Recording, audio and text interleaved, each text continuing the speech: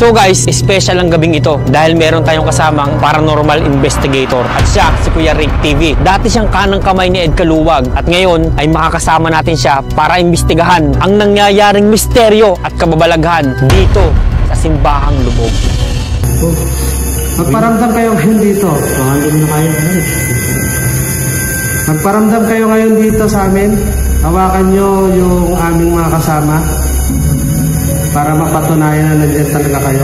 Hawakan nyo sila, magparamdam kayo sa kanila. Sige, paramdam lang kayo. Lamig.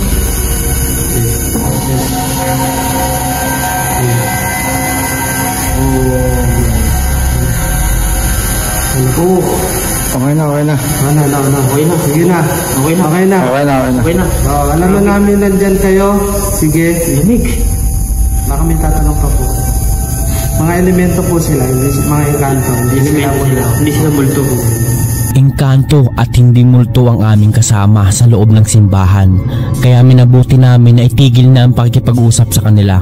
Sa unang pagkakataon ay nakaramdam ako ng dampi ng isang engkanto at dito ko napatunayan na totoo sila at kasama natin sila na nabubuhay dito sa mundo. Hiwagan ng simbahan na to guys. Sobrang hiwagan ng simbahan na to. Ito mo yung sabi nga naman na ano. Naramdaman mo? Nakakita ka. Kapitan. Parang may iba pa. Dito, sa akin, dito. Parang ano talaga siya. Oh my God. Pinatunayan lang. First time ko maranasan yun. Para siyang yung diba parang barrier na unti-unting nalapit sa'yo na nararamdaman ng katawan mo. So guys, muli maraming salamat sa inyo sa pagsama sa amin ni Kuya Rick TV sa ating ginawang exploration. Nakakatakot, sobrang kinilibutan ako, pero siyempre iba pa rin pag meron tayong kasamang may kaalaman sa mga ganitong bagay. So Kuya Rick, thank you very much sa pagsama sa amin. Sana makasama ka pa rin namin. I hope. So kung gusto nyo pong mapanood muli ang mga video ni Kuya Rick TV, follow nyo po sa kanyang page at saka sa kanyang YouTube channel. Sulit, napakagaling. Sobrang galing po talaga ni Kuya Rick TV.